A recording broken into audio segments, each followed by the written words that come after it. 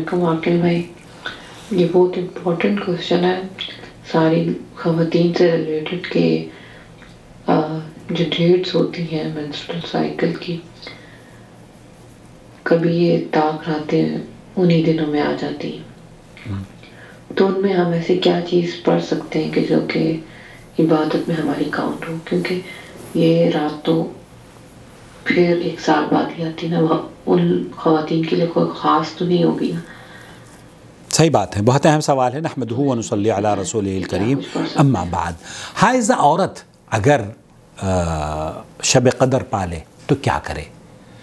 اللہ کے رسول صلی اللہ علیہ وسلم نے حائضہ عورت کو منع فرمایا ہے کہ وہ نماز نہ پڑھے۔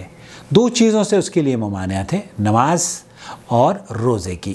روزے کی قضا وہ شوال میں رکھے یا پورے سال میں کبھی بھی رکھ سکتی ہے۔